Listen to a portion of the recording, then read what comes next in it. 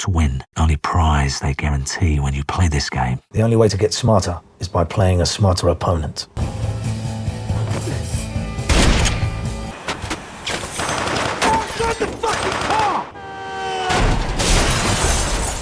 One thing I've learnt in the last 7 years, in every game and con, there is always an opponent, and there is always a victim. There's only one rule in this world, a small question that drives all success. Can you guess what that question is, Mr. Green? You know what's so elegant about this little game, Jake? Nobody knows where the enemy is. They don't even know he exists. The greatest con that he ever pulled was making you believe that he is you.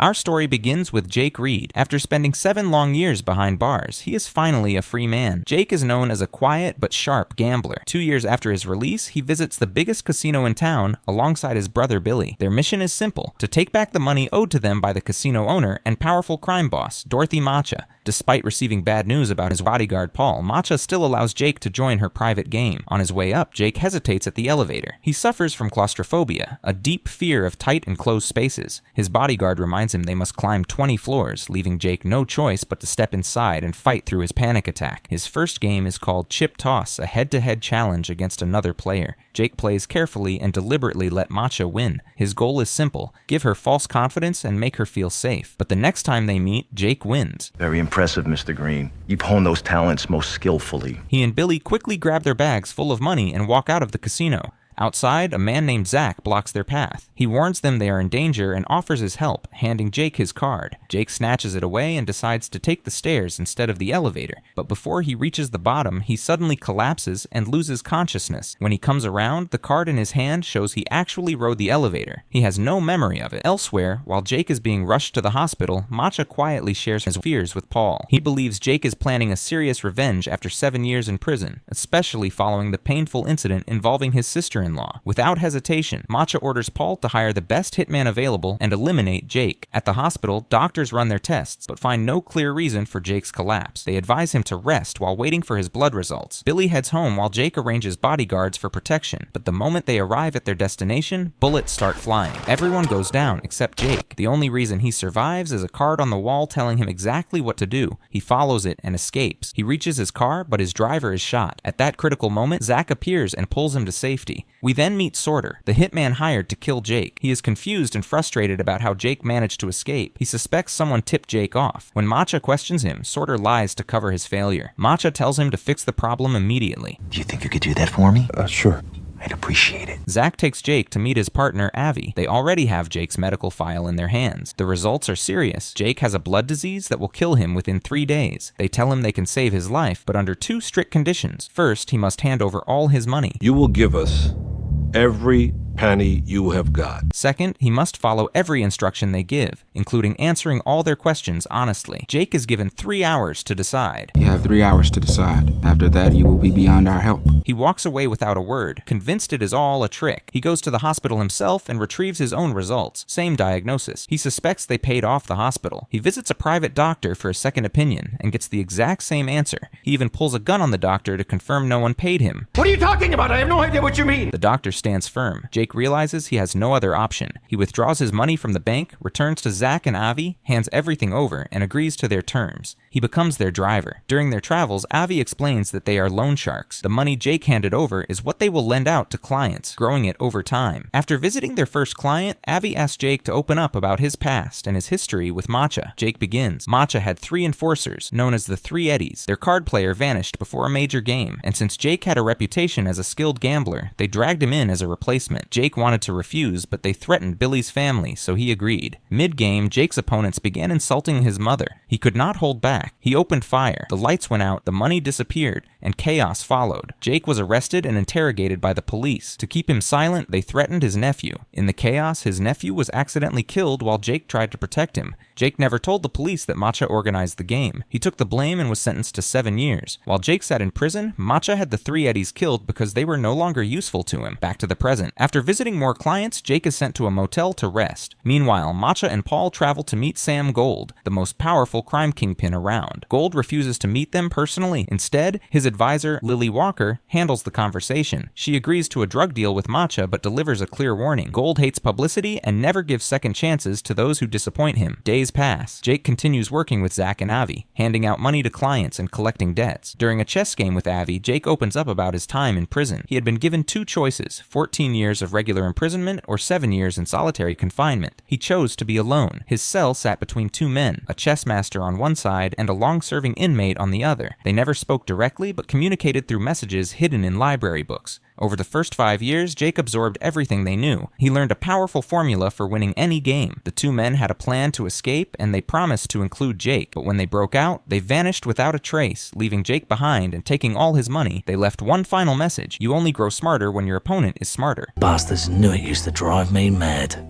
Ah, you bastards. Jake took that lesson and used it to win across casinos. Back in the present, Avi and Zach are busy chaining a truck to a wall. On the other side of that wall sits Matcha's drug stash, the supply he promised to Gold. They break through and steal everything. When Matcha discovers the theft, he panics and orders Paul to recover it before Gold finds out. Matcha turns to Lord John, the leader of the triad, and arranges a new deal at a high price. Jake, Zach, Avi, and their team move into the hotel where the exchange will happen. They book the room next door, cut a hole through the wall, and pump sleeping gas into the triad's room. Matcha and Lord John both fall unconscious. The money and drugs are taken, and Matcha is framed as the one who robbed Lord John. Shortly after, Billy calls Jake with a warning. He has been doing his own digging and discovered that Zach and Avi are extremely dangerous. People even Gold cannot touch. He urges Jake to walk away. Jake refuses and stays on the job. Things escalate quickly. A terrified man is about to be shot. Jake steps in and stops it, which leads to a confrontation where he shoots Avi, but when he picks up the gun, it has no bullets. Just like a tube of toothpaste. Who the fuck are you two? Before he can process what just happened, Avi shoots Jake in the chest and he loses consciousness. Jake wakes up hours later in the motel to a ringing phone. It is Avi, checking that he is alive. He tells Jake to get a medical checkup to prove nothing is wrong. Jake visits his doctor, who confirms that the original diagnosis was completely incorrect. Jake is perfectly healthy. He calls Avi demanding answers. Avi tells him to be patient. Meanwhile, Paul receives new intelligence and Jake's name surfaces. Matcha immediately orders his death. When Jake returns to the motel, Zach and Avi are already there, warning him that Matcha's men are inside. Moments later, armed men emerge. Jake runs. He is chased hard, but manages to escape. One of the pursuers crashes and dies, and when the others see what happened, they back off. Jake heads straight to Zach and Avi's office. There, the two men confess that they knew Jake was never fully honest with them about the Eddies. The truth finally comes out. The three Eddies had been waiting for Jake to leave prison so they could kill him for what he had done. Matcha actually had them eliminated to protect Jake's life. Jake had played a long and brilliant con. He locked each Eddie into a monthly payment scheme. 3% of whatever money they owed paid to him. One agreed first, then the others followed, eventually settling at 4%. But Jake was simply recycling each Eddie's payments to fund the others, running a cycle of debt that left them all financially buried. They turned to Matcha for money, which made Matcha increasingly curious about the mysterious source of wealth the Eddies kept referencing. Jake had been using the formula he learned in prison to build his own fortune through gambling. Once he had what he needed, he left for a vacation. Matcha eventually killed the Eddies when they could not repay what they owed. Back in the restaurant scene, while Matcha is dining, his men arrive with the news that Jake escaped. Across town, Sorter spots Lord Jan's companion posing as a waitress and shoots her. He chases her driver and kills him, but the woman survives. The bullet only grazes her wrist. She dies shortly after from the shock of the encounter. Furious, Sorter storms Lord John's hideout and kills him along with his men, though in the chaos he accidentally kills one of Matcha's own men. Lily then visits Matcha carrying flowers, a message from Gold. Gold is unhappy that Matcha's name appeared in the newspapers. He wants no publicity. Lily makes it crystal clear, this is his final warning. No second chances. Who the fuck you think you're talking to? Back with Jake, Zach and Avi sit down with him and finally explain everything clearly. They describe Gulp, a figure Jake can see playing on the rooftop, as a representation of the ego. Gulp is not real in the physical sense. He is a symbol of the part of a person that craves control and recognition. He only holds power over those who give him importance. The message is direct. Jake needs to stop letting fear, ego, and pride dictate his decisions. After taking everything in, Jake withdraws his remaining money and donates it all to charity, under Matcha's name. He then walks into Matcha's room while he sleeps, asks for his forgiveness for taking his money, acknowledges him as a powerful figure, and quietly leaves. Then Jake does something deeply personal. He steps into the elevator and faces his greatest fear. The lift stops on the 13th floor. Trapped and fighting a panic attack, Jake has a powerful internal conversation with his own mind. He confronts and rejects the voice of his ego. He lets go completely, and when the elevator finally moves again and reaches the ground floor, Jake walks out, free. Matcha is there, waiting with a gun, furious and ready, but Jake simply walks past him, completely calm and unbothered. Matcha cannot understand it. A man who should be terrified is showing zero fear. The confusion breaks Matcha apart. He begins to cry, overwhelmed by shame and humiliation. The next day, Paul delivers Matcha a large sum of money, all donated under his name. True to his word, Jake told no lies. Suddenly, everyone in the community believes Matcha is a generous and respected figure. He enjoys the praise, but it does not last. Paul quietly informs Jake that he is holding all the drugs and that Jake has been played from the very beginning. Enraged, Matcha hunts for Jake. Billy hides his own son inside a cabinet, but Matcha's men arrive anyway and begin torturing Billy for information. He genuinely does not know where Jake or the drugs are. As the interrogation intensifies and Paul begins to break, Matcha's men drag the terrified child out of the cabinet. Hearing the boy cry out, Sorter makes his move. He turns on his boss, shoots Paul, and goes after the others, but in the confusion, he makes a fatal error and kills one of Matcha's own men.